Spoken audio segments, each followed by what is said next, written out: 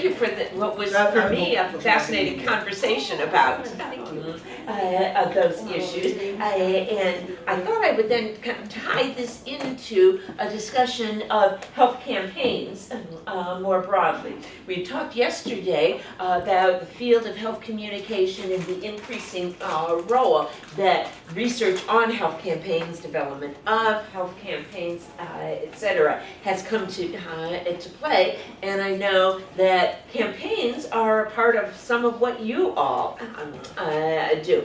There is, I think at this point, more research on health campaigns than there is on any other particular aspect of health communication. So I'm going to try to summarize some of this for you. A lot of what I'm taking comes from a chapter by Cami Silk, Chuck Atkins, who's unfortunately not with us. Did Chuck ever get to visit you before his untimely death? Oh, you would have enjoyed having him speak. So Cami, Chuck Atkins, and Chuck Salmon. I call it Cami and the Chucks. My students all refer to it in that way, and it's in the second edition of the Handbook of Health Communication. Salmon is in NTU.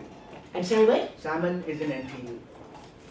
Chuck Salmon. Oh, Chuck Salmon, that's right, he is. Oh, I forgot that he had moved here. Guy's moved around so much, but he does such fabulous scholarship. So have you worked with him?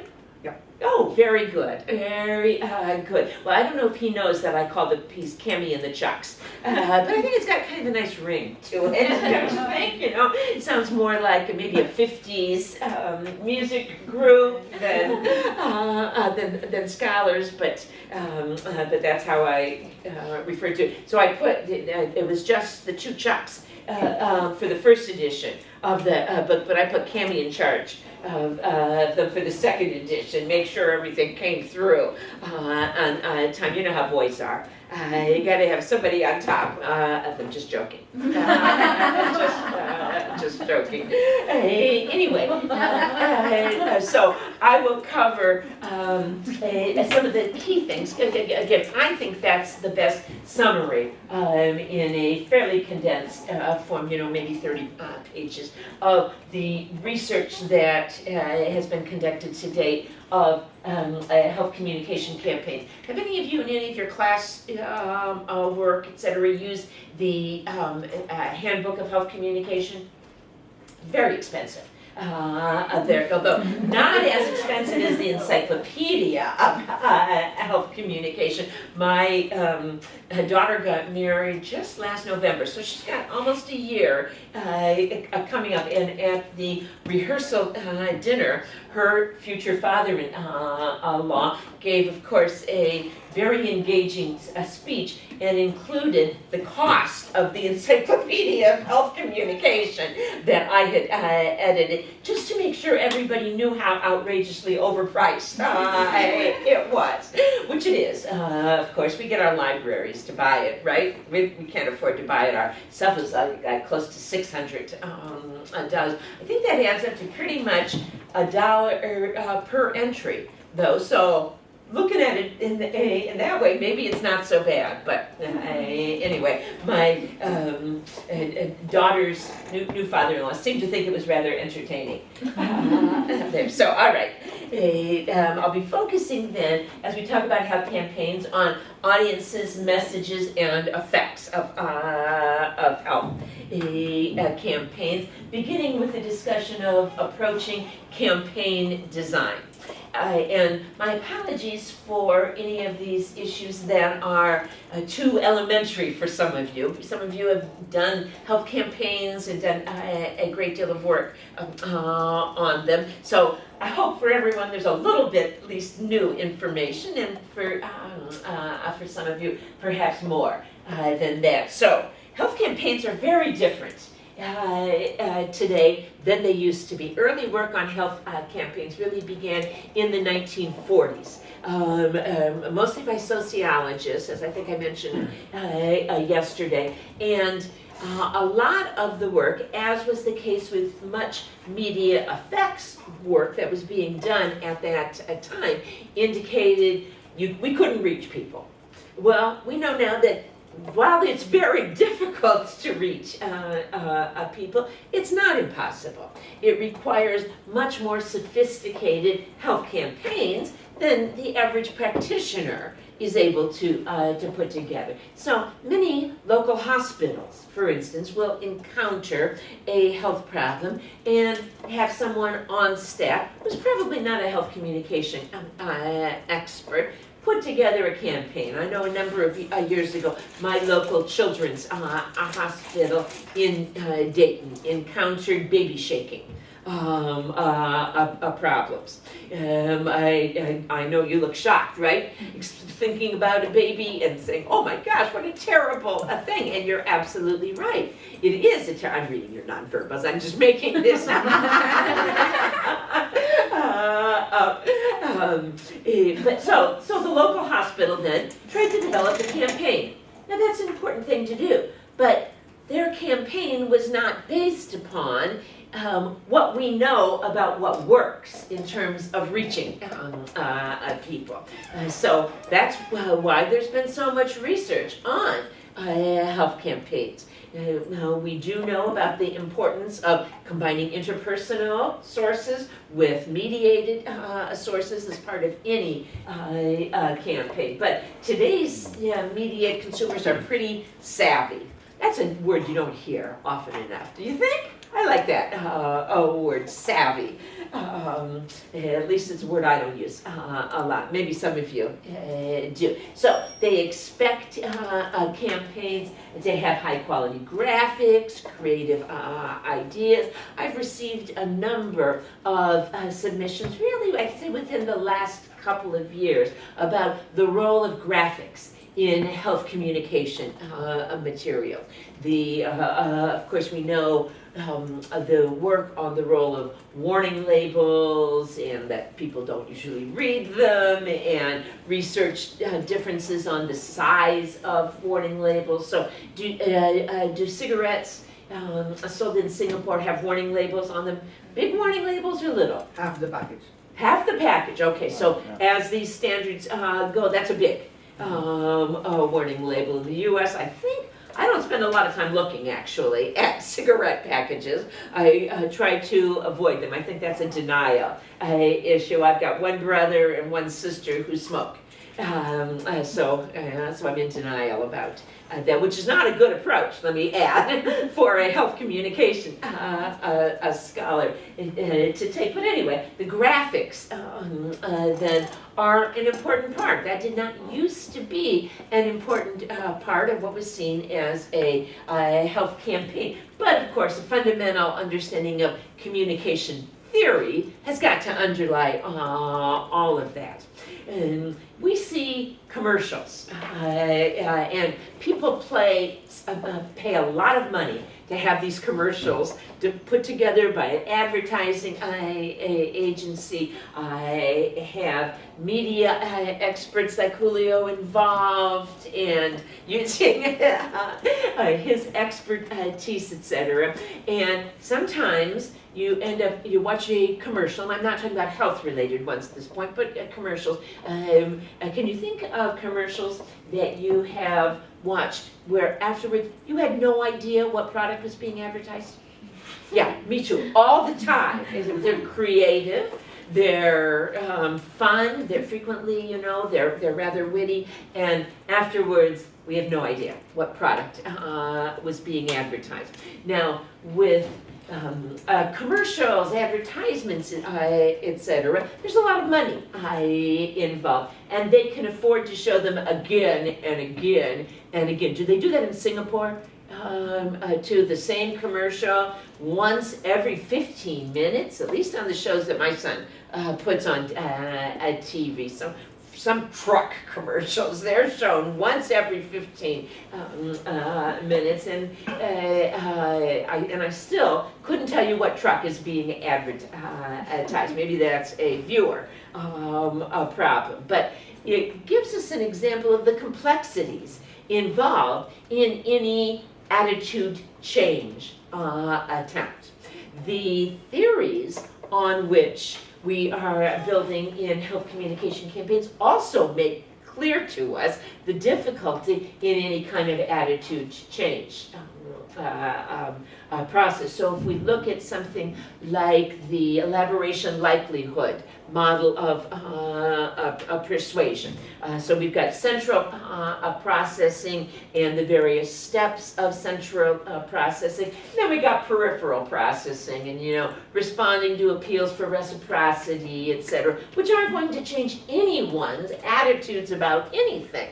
They may get you to do what your friend is asking, etc., what your mother is asking if you're a kid, etc., but they're not going to change any attitudes. We know that the only way to lead to attitude change, hopefully subsequently to behavior change, that's our goal, right? We're sometimes interested just in attitude change, but I can't think of too many examples that would be of interest to us. We're ultimately interested in behavior change. So we know that to move someone over to central processing, to get them motivated to actually attend to the message, to listen objectively to the message, to cut out the noise that's interfering with the message, etc., or to go through all of that, and then one hopes to have a strong message at the end. We know that that's very difficult. And really, all of the theories, all the persuasion theories that we use as the basis for our campaigns make evident to us how very difficult it is to change people's behaviors.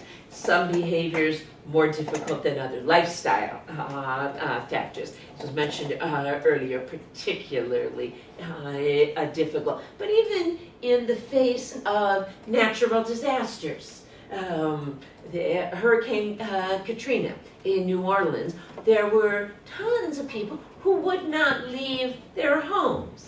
Now, they didn't know Katrina was going to be Katrina, in the sense that that it became. But hurricanes are going to hit, and you're still reluctant to leave your homes. The majority of people did, but a lot of people did not. So promoting behavior change is an ongoing issue for us in any kind of health communication issue. We rarely choose to study issues because everything's fine, right? If there's a situation where people are doing what they're supposed to and are following doctor's instructions or following the exercise regimen, the diet regimen, etc., whatever it is, we don't need to study those. I can't think of very many of those. We human beings are very stubborn creatures, so we've got a ton to study. I was complaining earlier. Remind me of your first name again. Samir. Samir, about the journal, Health Communication, and now processing 120 manuscripts at any particular time. Any day, I got 120 manuscripts that I'm processing. And I reminded myself, as I was talking to him, I was really talking to myself, of course, saying, this is a good problem, right? This is a good problem to have. And it is, because look at all the fabulous health communication scholarship that is being done. When I first started studying, first started publishing 4 issues a year, they were little issues, too. They're not the big ones that we've got now. 4 articles we could typically get in one of those issues. And as an outlet became available, and then subsequent outlets for publishing those, there was more and more realization of the impact that we could have. That's what's so exciting for me about, the process of research in general, but health communication research in particular. We can really help people. And I know I'm preaching to the choir here. Is that another expression you'd be familiar with? That would be one that, again, my kids would accuse me of making up. So I know I'm preaching to the choir here. You're here because you know the excitement, the importance of this kind of work. But we also know the difficulty. And again, all communication theory that we use makes evident to us that difficulty. If there is any communication theory that doesn't make it sound complicated, it's probably not very good, right? And that's why we don't use it. So all the work on which we do build makes that necessary. And so we've got to maximize audience assessment, message content, and evaluation strategies. Will be some themes then that we will continue with. So, first step, conceptual analysis, looking at focal segments of the population, the focal behaviors in which we want to engage in, and we'll talk later about the need to make those behaviors focused, to try to go with a broad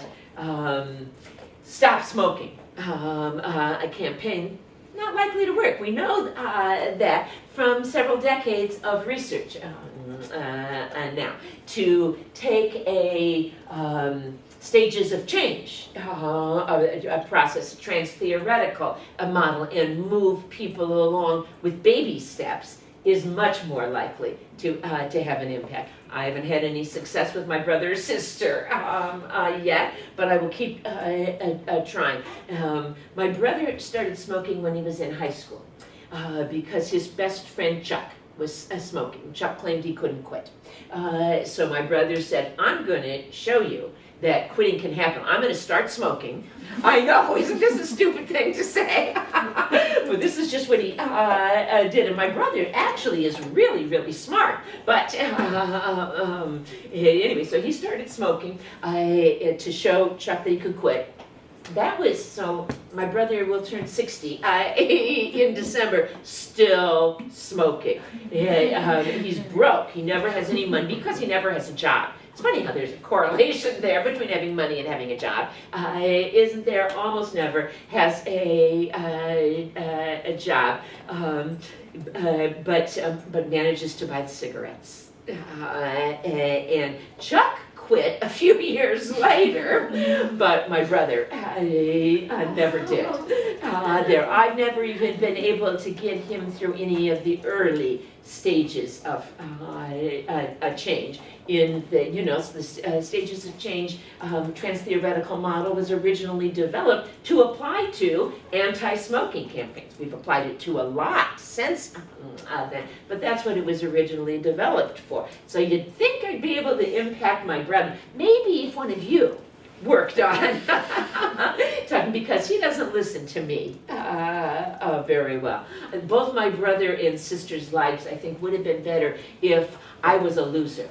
Because I'm the oldest in the family. Some of you may have this as well. So I'm the oldest in the family, and if I had not been successful in life, I think they would have been more as successful. It's a testable hypothesis anyway, don't you think? That would require some long-term research. But one of you would probably have a better chance of reaching my brother than I would, so he won't listen to me. So, focal behaviors then. I actually was making a point there. The need for small baby steps on the focal behaviors.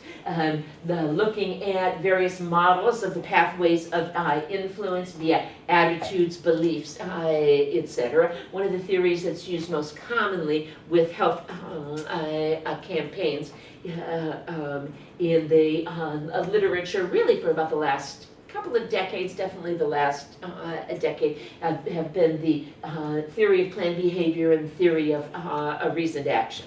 Those were developed originally based on Fishbein's extreme frustration at the fact that all the persuasion theories that attempted to address attitudes never got around to impacting behaviors. So those two theories, developed in a conjunction, have been used a lot and have had generally more success at impacting changes, serving as the basis for various health campaigns. The need to look at intended audiences and then intended behaviors, I think to most of us is probably pretty obvious.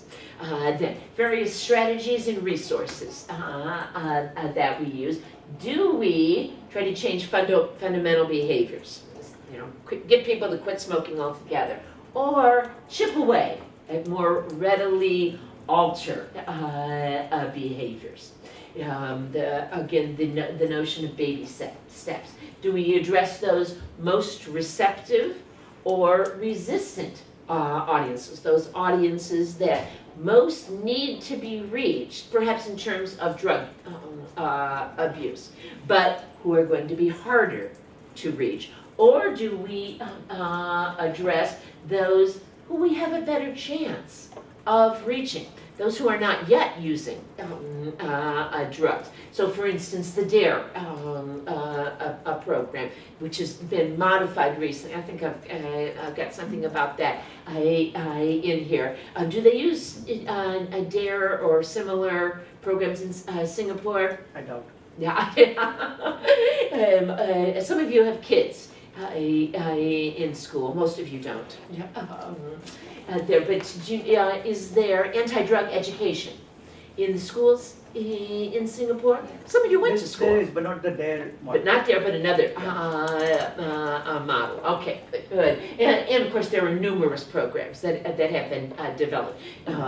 DARE has been modified because of the problems with DARE. It's been modified based upon the work primarily of Michael Hecht from Penn State University. Anyway, a program like those used to address kids who are not yet using drugs is one that's attempting to get at an audience that might be more receptive, as opposed to an audience that's already using drugs, which is going to be much more resistant. So that's a decision that we have to make. Who should be targeted? Do we look at direct or indirect pathways? And that will tie in with some things that I will talk about in a little while. Also ties in with that notion of, remember the title, that one really bad title we talked about yesterday, moderating and mediating variables, etc. A really interesting process. What variables moderate things, what variables mediate processes. Not a good title in terms of showing up in one's literature research. And then we need to think about the numbers of awareness messages, of instructional messages, and persuasive messages. Those are three different types of messages. Awareness, making people aware of the issue. Instructional, telling them how to go about quitting smoking, for instance, to use that broad issue. And then persuasive messages, getting them to really do it. Once they know how to do it, getting them to follow those steps. So those are three different kinds of messages. Do we attack the competition or promote healthy behaviors? And smoking wouldn't be a particularly good example here, but diet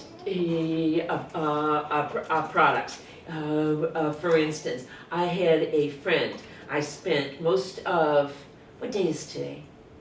I spent most of, thank you, a week ago, Friday night, in the ER with her. She had started a new dietary product. One of our grad students had lost 18 pounds on this, looked fabulous, and we saw her, we said, oh my gosh, what are you doing? And so it was some project, it was some kind of iogenics thing, but it had an X in it as well. $300 to $400 US cost a month.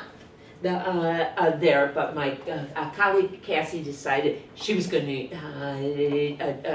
do it. Now, she ordered the product, they arrived on Thursday, she started them on Friday morning. That Thursday night, she made an unfortunate click on Facebook. Not an accidental click, but an unfortunate click on something that her ex-husband had posted on somebody else's site, and she discovers that he is dating someone. This was the first time she'd gotten that information. So she's really, really upset. One of those situations where she never wanted the divorce. He did. She never even understood why he wanted, situations like that. Yeah, happens all the time. So she started this new diet product Friday morning. She's upset, and as the day on Friday goes on, she's getting more and more upset. She's trying to drive out of town that night to go visit a friend who teaches at Indiana University, about 3 hours from us. She starts vomiting. Can't stop. And eventually is able to text several of us. One of the advantages of texting, so there were 4 of us. She's texting 4 or 5, all at the same time, and we're back in touch with each other. Okay, I'll go here to pick her up. You go get her car. We'll meet at the hospital, etc. Now, turned out that the problem was the diet product, made worse by the emotional upset. But once they got her to the ER, that's what it appeared the problem was. We all know with new diet products like that, you're supposed to do them under a doctor's supervision, right? Had she done that? No, of course not. A doctor probably would have told her, no, don't just suddenly change your diet. So, in a situation like this, if I'm addressing dietary concerns, do I want to attack the competition or promote healthy behaviors? In this case, the competition was this IGenics, etc. Product. Then, what's another way, a healthier way of losing weight? Exercise. There you go, exercise and watching what you eat, portion control, and none of this is rocket science. My colleague has a PhD, bright woman, but this one looked like maybe an easier way out. It had worked for our grad student So just an example of the different kinds of approaches that we take. Another thing that we need to think about are the various channels and messages that we use. Expensive TV, wonderful, and when we can use it, or free new media, like YouTube, blog, social network sites. If we can use expensive TV, if we've got that kind of budget, that's wonderful. Rarely, of course, does that happen for most of us. The role of interpersonal communication and the need to incorporate that along with any mediated messages. We find this particularly in smaller villages, in underdeveloped or less developed countries, that the media are not nearly as key as identifying opinion leaders in the community. And again, we've known this since the 40s, the role of opinion leaders and involving them in campaigns. One of the pieces that I published a number of years ago in the journal, still one of my favorites, focused on utilizing hairdressers to convince women to have mammograms. Now, that was not an expensive campaign. It was a very creative one, though, and it was a very successul one. So you go into your hairdresser, obviously you go to a fabulous hairdresser, love your hair there, and you're talking with her, and Yeah, you stay with a hairdresser generally for quite a while, don't you? Yeah, I've been with my hairdresser for 30 years now. I've been to both of her weddings, to both of her divorces, to second husband's funeral. You can leave a husband, right? You can leave a husband, but you can't leave your hairdresser. So this is a source that has a real impact on you. That's what I.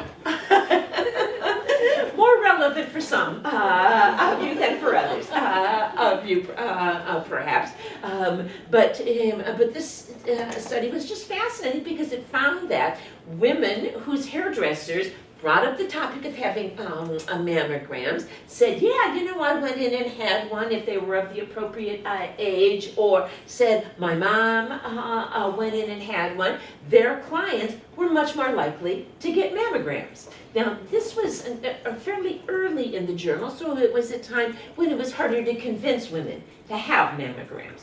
Now that's not as difficult an issue, although there are still some subpopulations where it is a real issue. We tried, my students and I tried at that time, to generate something similar for males, to convince them to get prostate screening, because we figured the hair thing's probably not going to work as well for them. Anybody have any ideas?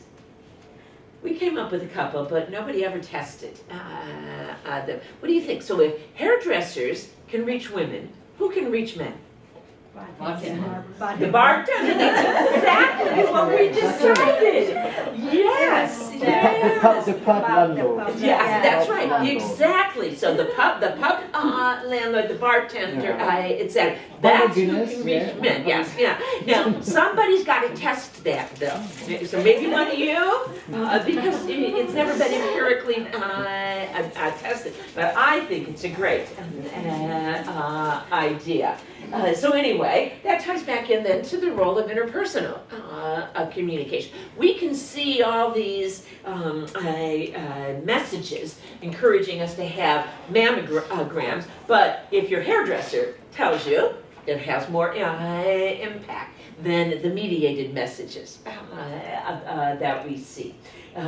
Do we schedule messages in concentrated bursts, or spread out over longer periods of time? There's some data in support of each. Of course, if we can do both, have some concentrated bursts, and then also spread it out over longer periods of time, we may well be more successful. The notion of anticipated audience reaction, stages of change, etc., is something that we've already referred to, beginning to get people to think about the issues, the early awareness stage, to familiarize themselves, to think about options, to think about costs and benefits, and then to actually engage in the behavior. My mother quit smoking a number of years ago. It was so I was pregnant with Tony, who's 23. Now, my sister was pregnant with my niece Kerrigan, who also 23, obviously, working on some kind of fancy biostatistics doctorate at University of California, Irvine. Tony's sitting on my couch playing video games, pretending to apply for jobs now and then. Another boy-girl difference, I think. But I've been working on my mother for probably 2 decades, trying to convince. Any of you have loved ones who smoke, who you've tried to convince to? Yeah, all right. So you know the difficulty. Then nothing I said had much impact on her. I didn't even find out until just about a year ago what actually convinced her, and it was not something that I guess hypothetically I could have had control over. So my younger brother, who's severely disabled, was living with her at that time. My mom's a smoker. She discovered one day on the carpet a burn mark.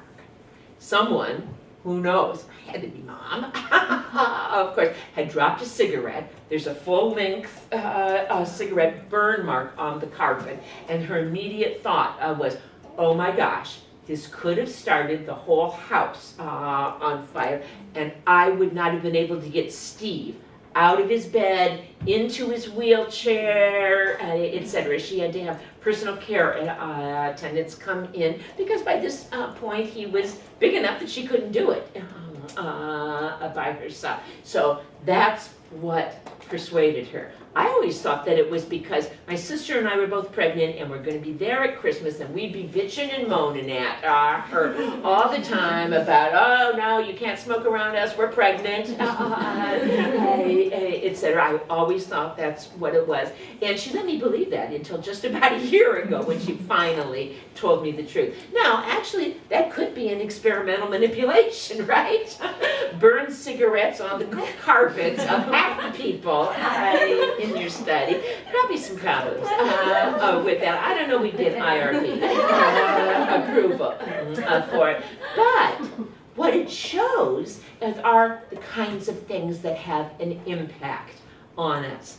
All the things I told my mom, all the data about the impact that it would have on her, early death, etc. And by this point, my dad had already died at age 58 of heart attack. He too had been a smoker. So you'd think maybe that might have had an impact on her, but it didn't. Now we know from a lot of research, the persuasion research really going back to the 60s, that this was especially blood pressure research, that messages that force you to think about a loved one are more effective than messages that ask you to think about yourself. So, people are more likely to take their blood pressure medicine if they're thinking about their kids being without a parent, etc. This was just another variation on that same thing. So, creative ideas and thinking outside the box, obviously important for us for health campaign. Focus group testing, we all know the value of that.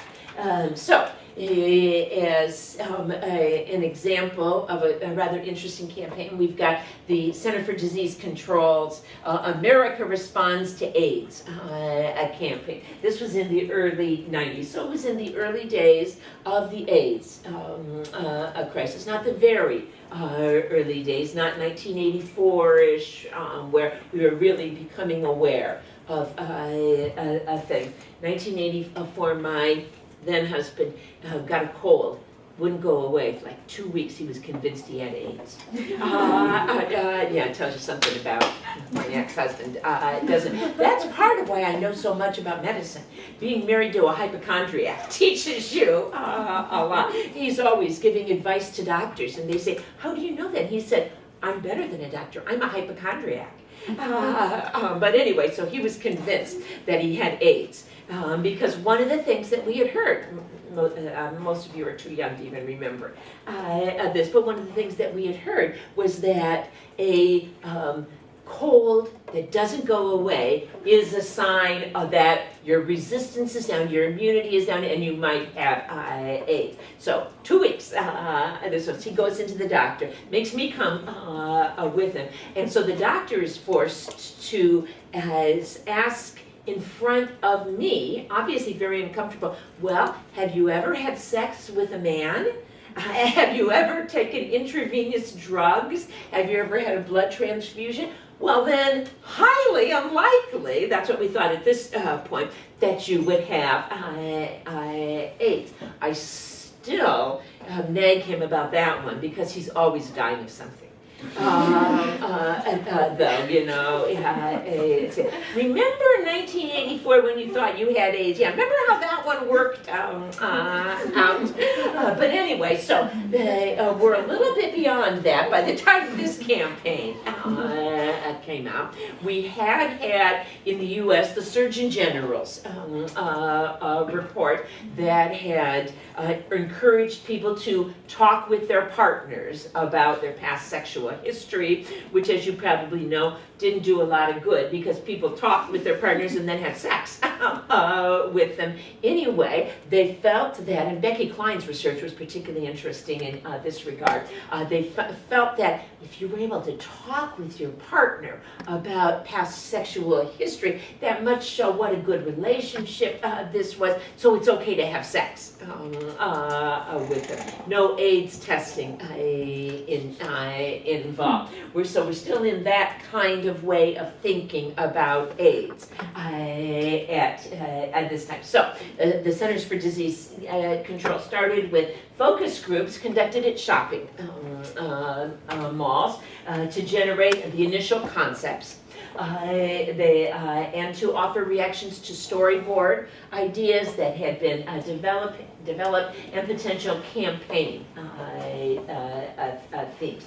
And more specifically, there was some assessment of public response to a woman who had allegedly contracted AIDS from her dentist. I don't know if any of you remember that, but there was a woman in America had AIDS and claimed that she had contacted it from her dentist. So part of the discussion of the focus groups included, have you heard about this? What do you think about this, etc.? What they found was really kind of interesting. People would go to doctors and dentists, etc., and look for wedding bands on the doctor's hands. I know, it's kind of funny, isn't it? Thinking that if this person had a wedding band, then it was probably safe to go to them. They probably wouldn't have AIDS. But those are the interesting kinds of findings that can come out of focus groups in our initial stage of research. Some of the early messages that they developed, is that Aretha? There, I think so. No? Who's that?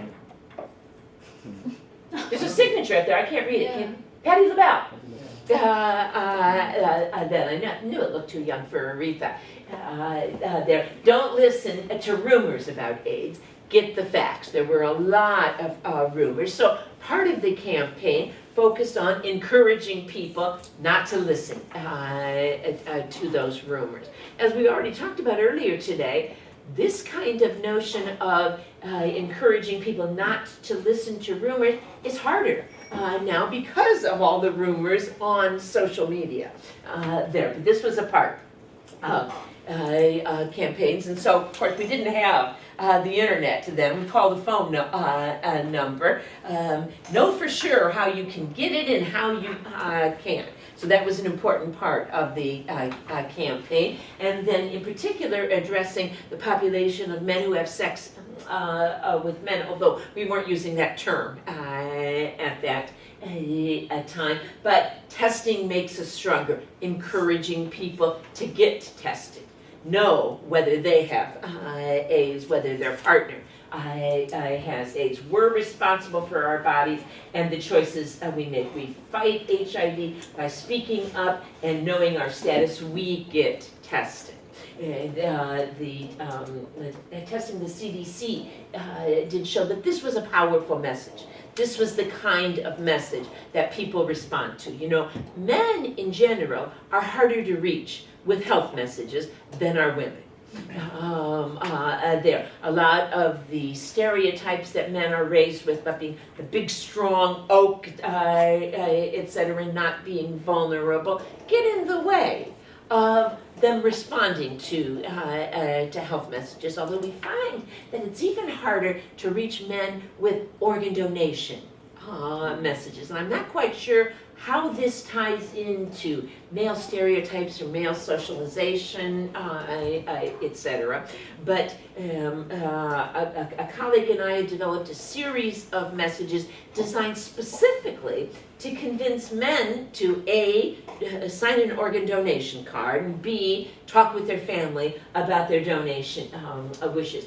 every message that we design directed towards males still reaches women more than it does males. Though, so males in general are harder to reach. I do think, though, the bartender, the pub,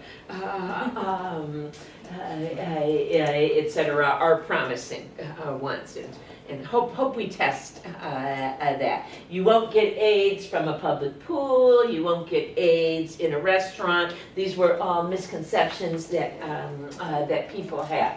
As we think about the messages that we're developing, then, is it too righteous, too preachy, for instance, too extreme, too politically correct?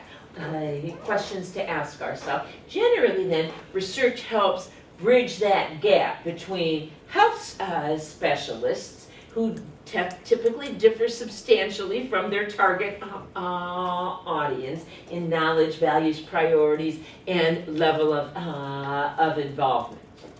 Again, these are some of the questions that we ask ourselves to try to think about and hopefully do more than think about how our respondents will respond to the messages. That's the role that we were talking about earlier about community engagement and about getting on the ground and talking to the people who are going to be receiving the messages. Teresa, when you say extreme, Yes. what do you mean?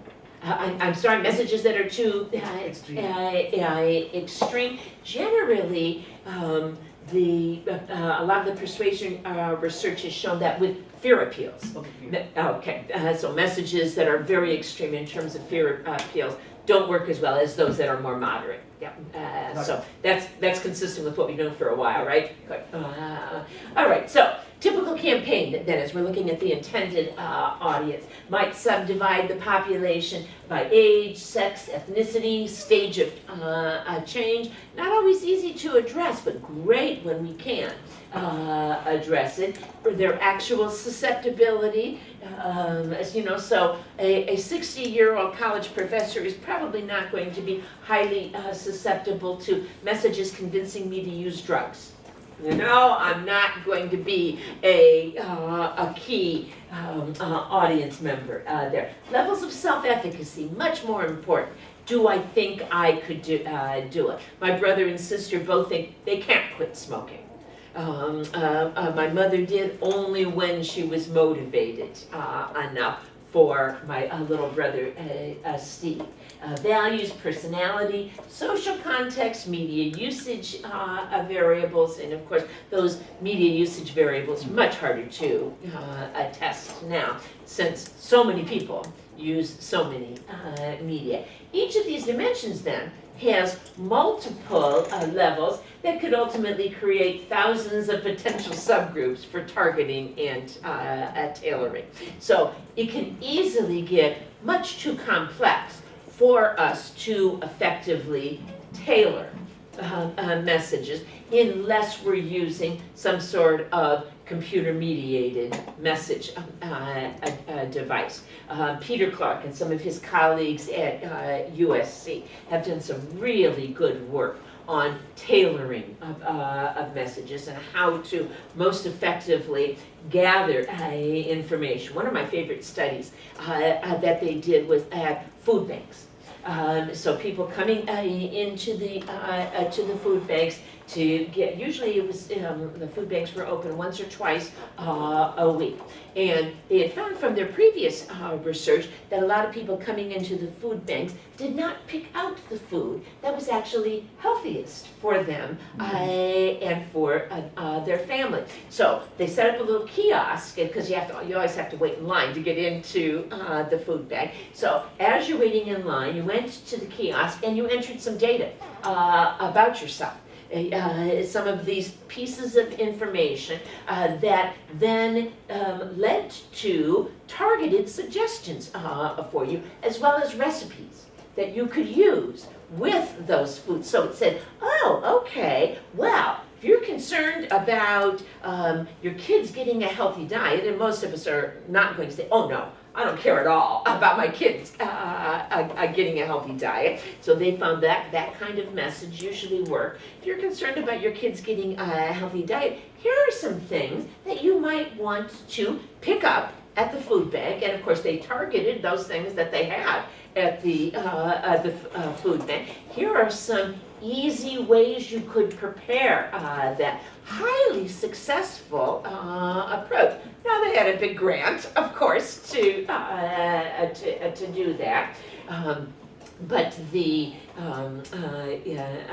kiosk was something. Once they bought it, they were able to continue using it at this food bank. What they needed, of course, were more kiosks at every food bank. I don't know how many of you have been to food banks. I work with an anti-poverty a group called Circles, and I've been to a lot of food banks. I've never once seen a kiosk that would allow targeting in that way. So a fabulous but expensive idea. Another interesting kiosk idea that I came across not too long ago was right on my campus. We had a student out on the sand volleyball court. Although he wasn't even playing volleyball, he was walking back to his campus housing, hit by lightning. Now, he was directly hit by lightning. There happened to be a young man nearby, boyfriend of one of my students. Just 2 days before that, this was right after our spring break, they had been in the Dallas airport, where there was a kiosk being tested to train people on how to do CPR. My student's name is Alexis. And Alexis said, no, let's go get a beer. And her boyfriend said, no, I really wanted to try this. She said, no, let's go get a beer. He prevailed. He tried it until he learned how to do CPR. That was 2 days before this kid got hit by lightning. He saved this boy's life. But because he had used this kiosk, learned, and was able to do CPR. The boy's back in school. And now, not only the boy who saved his life, but the boy who, more importantly, not more importantly, it's important that the both of them are in school, but more remarkably, Sean was his name, the boy who'd been hit by lightning. Technology has such fascinating applications for us. If I don't know who paid for this kiosk, although I should try to find out. That would be interesting to know. Now, that was only indirectly part of a health campaign, but the campaign to teach people to how to use CPR is an important one.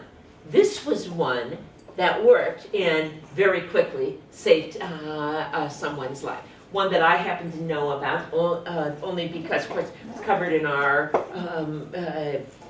campus media, and then traveling in Rome with my student this summer, she gave me the details about, let's go get a beer. I didn't know that part before. But for me, a very interesting example. So I've kind of gone beyond the notion of tailoring and targeting. Matthew Kreuter is also a scholar who has done just fabulous work on tailoring. And of course, tailoring and targeting are related, but differ in scope. Targeting targets particular groups. Tailoring, when possible, targets much smaller groups or individuals, and that's what some of Kreuter's work has focused on. Okay, so two major advantages to dividing the audience into larger segments. So that would be targeting rather than more specific tailoring. Message efficiency, of course, can be maximized if subsets of the audience are ordered according to importance and receptivity. Who is it most important to reach? Who would be most receptive those frequently lead to different decisions, as we talked about before. Those people who are most important to reach are also likely those people who are most difficult to reach. And effectiveness can be increased if message content, form, and style are tailored to the predispositions and abilities of the distinct subgroups. This ties in then with some of the things that we were talking about with the World Health Organization plan, the targeting of those messages based upon what we know about the values of this particular group, the preconceptions, the fears of this group.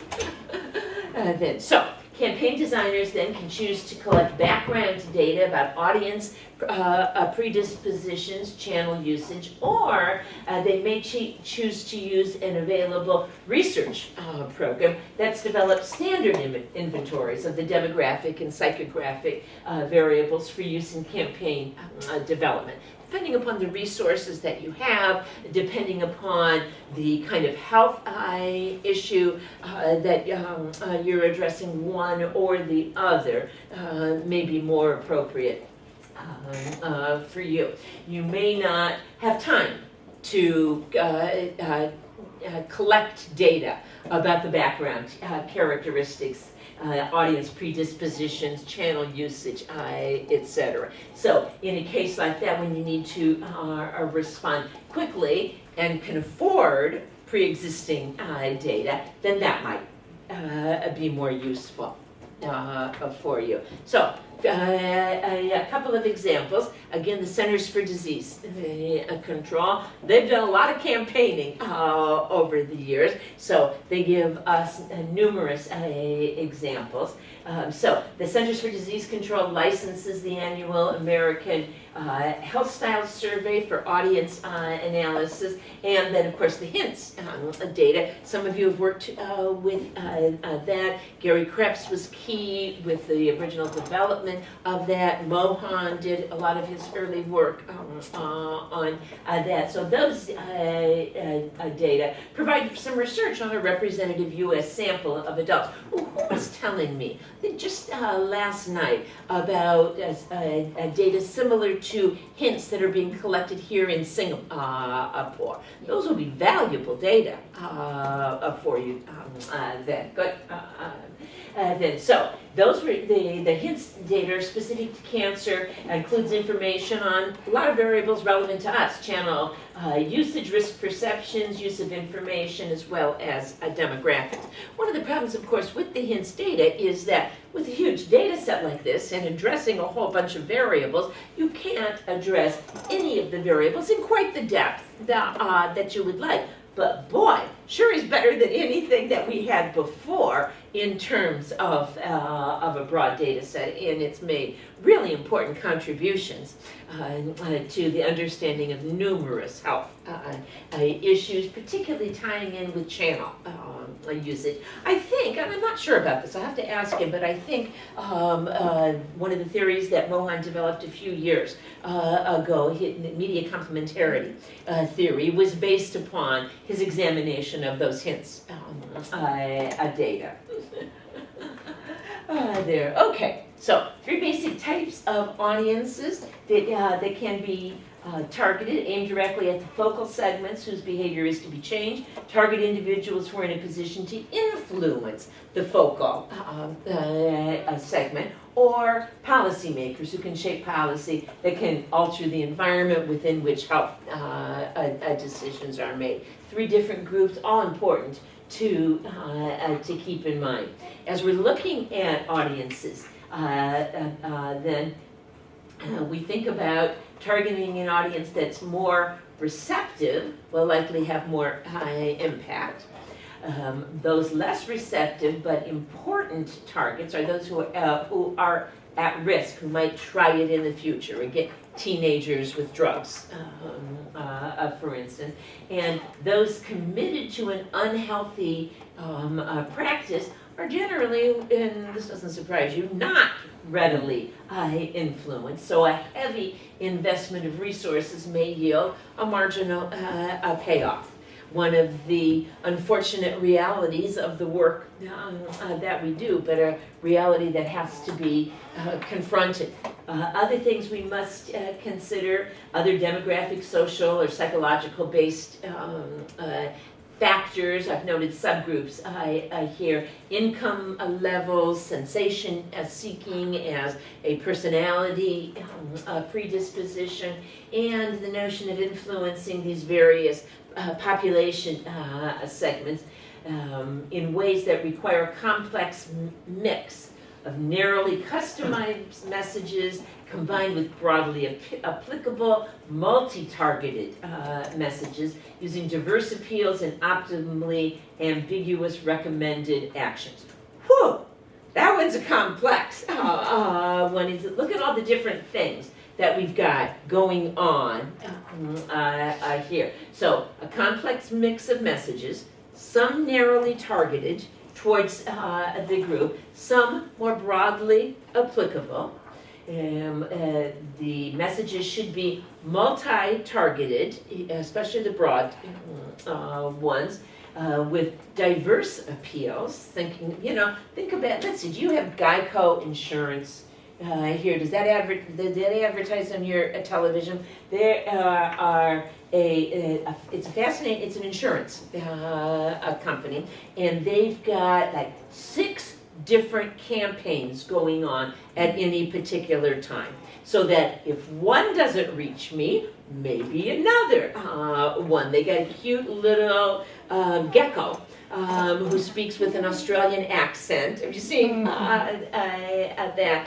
And carries his awards around. Anyway, they've got all these different campaigns so that if one doesn't get you, another one will. I haven't switched to Geico, but I think my brother did. So something about cigarette ads don't reach him, or the anti-smoking ads don't reach him, but the Geico ones do. I don't know, maybe it was just the cheapest insurance. So diverse appeals then, and optimally ambiguous recommended actions. We're thinking about some variety in terms of the recommended actions here. So that, again, if one appeal doesn't work for you, another might. And this wording, optimally ambiguous recommended actions, is actually Cami and the Chucks wording. It's a little too ambiguous for me, but I can give you more information about that if you would like. No, I don't have the book with me. I can email Cami and find her. I need to email her about something else anyway. Then. How would you deal with the sensation-seeking kind of subgroup? That is so interesting. There's been a whole line of research out of the University of Kentucky. Phil Palmgreen and Lou Donahue originally started it. They're both retired now.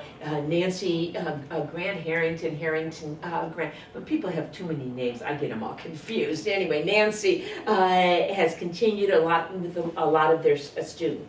And what they found is that people who are high sensation seekers, as a personality trait, there's some people who like adventure and want to try different things. So if they're in Costa Rica, they want to go diving, etc. So those are high sensation seekers. They need to be reached with different types of messages than do those people who are less adventurous, less likely to pursue something just because of the sensation that they will experience. So this whole line of research, and this really goes back to mid to late 80s, has identified different kinds of message strategies for different personality types, including sensation seeking. Sensation seeking is one, as you can imagine, that they found was particularly relevant to drug use. And that was what they were interested in looking at the time. Okay, some of the intended responses that we look at. Measurable objectives. So with Peter Clark's food bank study, the objectives were very measurable. what foods did people take with them. Now, they did also follow up by asking people the next week, so, what'd you think of? You took this last time. What'd you think of that? Did you all eat that? Did your family like that? How'd you prepare it? So they had some follow-up data as well. Very helpful because that then helped them modify the information that people would get the next week, or probably 2 weeks later, from the kiosk. So they found if people took an eggplant, because they had a nice recipe for it, but thought the whole idea of an egg, do you call them eggplants here, or, okay, so, so you know what I'm talking about, but some people just do not like the idea of eggplant, do not like the look of eggplant. I love eggplant, but some people don't. So if they had taken, I'm sorry? Did you give another name? Melangiana, that's the Italian for it, yes. Yes, so that's the one I prefer too. But anyway, so if they had taken that, but didn't use that, they do a little communication with them. Oh yeah, why didn't you use that? Well, just the whole label of eggplant just didn't sound good to me. So then they call it melangiane, the Italian word. It has a different name, and it doesn't sound as unappealing there. And they give them a different recipe. You know what you could do? You could just slice these up, bread them, and fry them. Not as healthy as if you put them on the grill, right, but awfully tasty. And people ate more of them. So they took that feedback and varied the message strategies that they were using. But anyway, that was part of their measurable objectives. They also, however, looked at some intermediate objectives. There are campaigns in general. Look at some intermediate objectives. Is your level of awareness changed? Your knowledge? Your salient priorities that are relevant to you? Your beliefs, expectations, values, etc. Anything that can help facilitate behavior change. So if you look at my mom's experience with the burnt cigarette on the carpet, that might generate some ideas for campaigns that you could use that would get at smoking and getting people to begin thinking about other consequences. So if I don't care that I'm going to die from lung cancer or heart disease because of smoking or macular degeneration, smoking is more likely to lead to macular degeneration. If I don't care about any of those for me, how can I target other people in my family? And of course, we've seen that with the secondhand smoke campaigns, and those have been more successful than campaigns that target the individual. Not successful enough, but a lot more people go outside their house to smoke. Now, are you allowed to smoke in buildings here? Good. So we mandated that. By law, but we can't mandate what people do in their own homes. But by law, well, we seem to think we can with some things, but not with everything. But a campaign that goes beyond the impact of secondhand smoke to, an accidental fire, for instance. If it reaches my mom, maybe it's more likely to reach other people. What can happen to your baby as a result of your behavior? In terms of intended responses, of course, we think of two fundamentals: encouraging healthy behaviors and discouraging unhealthy behaviors. So some of our campaigns are targeted towards encouragement and some towards discouragement. Truth campaign, I don't know, was that broadcast here in Singapore? It's an anti-smoking campaign, a very successful one that was targeted towards teenagers and based upon the assumption that teenagers don't like to be told what to do by adults. They don't like to have these cigarette companies lying to them. So that was kind of the underlying assumption of the campaign, and it worked.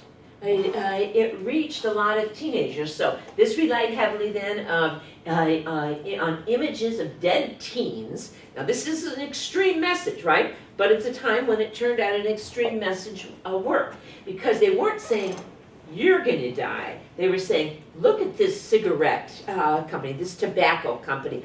Look what they are doing to other people your age. So it was a different kind of extreme appeal, but one that works. So in front of tobacco industry corporate offices to illustrate the death toll associated with tobacco use. But again, we know from a long history of research that we do have to be careful with heavy threats and fear appeals as part of our strategic arsenal. So here's one of the ads. No wonder tobacco executives hide behind sexy models. Some interesting photoshopping there, I'm thinking, right? So warning, their brand is lies. Our brand is truth.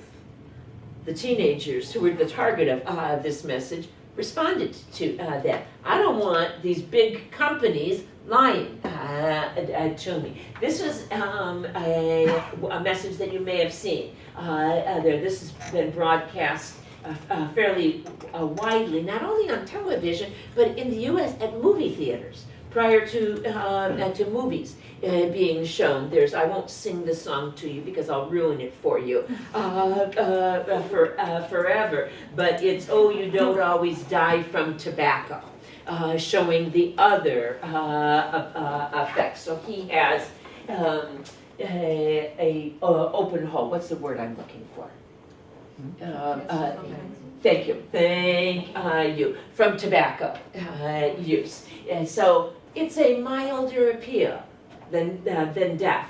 It's still a pretty strong appeal, but it impacted a lot of people, a lot more people than the death messages. And although this is another death message, and this was another part of the truth one. What if cigarette ads told the truth? I don't know how you can see, but these are body bags on there. So this is a variation of the Marlboro man that was a part of early, primarily in the 60s. At least that's when I remember it from. It might have gone longer, but television in the U.S. tobacco companies have not been allowed to advertise on television for quite some time.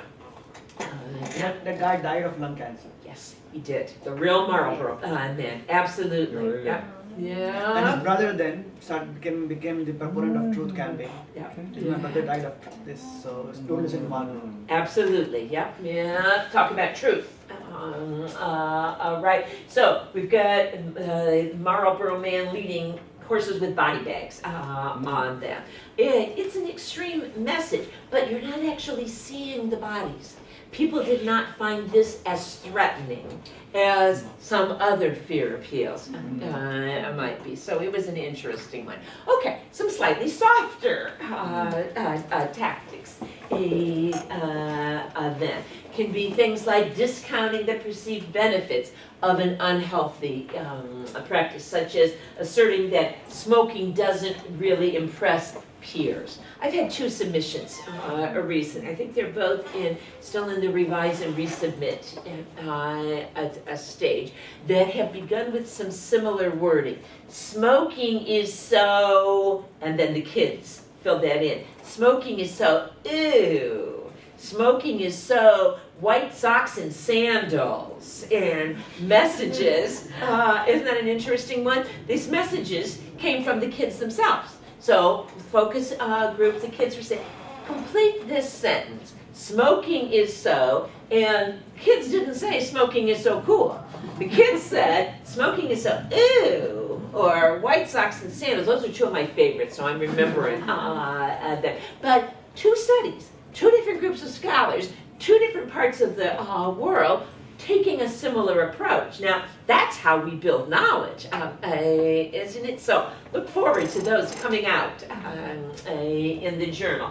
So anyway, so those are some softer tactics that can move people through some of those earlier stages of change. We also want to think about barriers to change that can be overcome with smaller or softer changes that demand lower investment, that generate fewer drawbacks. Cut back on smoking rather than stopping completely. So a variation kind of the foot in the door campaign. Is there anybody here who's a former smoker? I've been using smoking so much. What got you to quit? I think I just decided to quit one day. Yeah, that's what my mom always said. She just decided to quit, although in her case it turned out it was the burn on the cigarette burn on the floor. Though, but I've known other people, they just decide to quit. There was probably a lot, though, that you had heard over the years that had built up in your mind. You knew the data, for instance, about the likely impact that smoking would have on you. So people like, you remind me of your first name again? Elin. Those people like Elin are really interesting to study. You'd love to be a guinea pig, right? In terms of really what happens during those stages of change. What kinds of things are people thinking about? And what kinds of messages are appropriate during those particular times? What kinds of theoretical frameworks are more appropriate. Mike Slater's done some interesting work on this, the different theoretical frameworks that are appropriate at these early stages versus the time when you really want to get to the behavior. So, again, the foot in the door technique. In some prevention campaigns, the positive outcome that we think of it is essentially nothing. So if you're trying to convince people not to try drugs, the positive outcome would be nothing, not trying drugs, as opposed to getting people to quit drugs. Terminology that's been used in some campaigns, such as drug-free lifestyle, didn't work. That didn't appeal to people, or abstinence. That's not.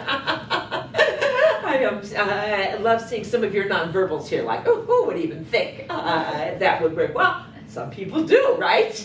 There are a lot of churches with abstinence campaigns and people signing abstinence pledges, etc. Doesn't work according to the data, so that doesn't surprise you. So non-use in a case like that is not an appealing option generally. If, however, we promote modestly demanding outcomes such as pre-behavior, the pledge card, people do sign the pledge card, and those kids do hold off having sex longer than those kids who don't. I don't know how much of a problem teenage pregnancy, teenage sexual activity is in Singapore. I sure know in the U.S. It's a big problem. So the people do sign those pledge cards and hold off having sex for longer than the control group that didn't sign the cards did. So at least by the time they're having babies, they're a little older and better able to raise those babies, if that's the outcome that occurs. So moderately demanding outcomes, or limited forms of abstaining, delay of use. For instance, with drugs, so don't start drinking in 8th grade, which is the average age for American kids to start drinking. What would you say with Singaporean kids? Average age that they start drinking alcohol? 18, 19. What a Yeah, difference! In fact, I ask this question regularly in my classes. Really? Coming from Canada, Yeah. drinking doesn't seem to be a culture here. Isn't that No, no, something? no. It's a Wow. big change from Canada. Big change, yes, yes. So what's the average age in Canada? Oh, similar to yours. Similar to the US, Yeah. yeah. 15. See, in America, we think everything's better in Canada. It's getting worse. Yeah, is it? All right, Terry, on that's, the foot on the door thing about alternatives like encouraging e-cigarettes or things like there that. you go. Electronic. Mhm.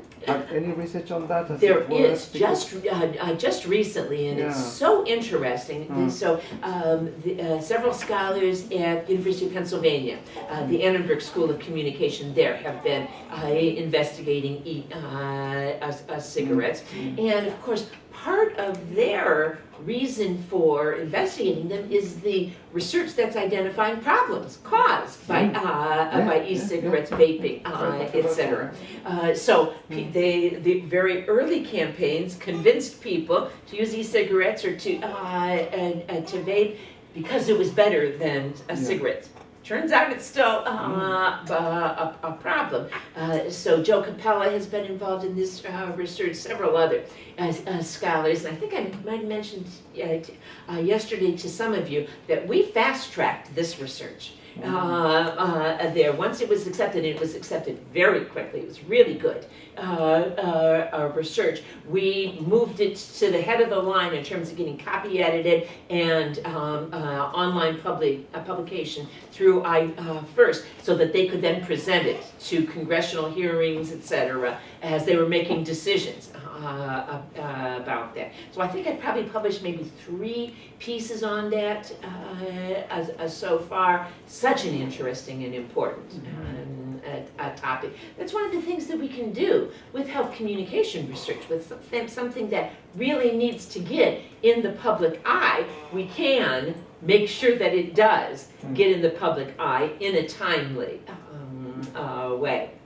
Well, gosh, I have been going on and on here, and it is almost noon, and you have all been so patient. What slide am I on here? Yeah, I'm only halfway through.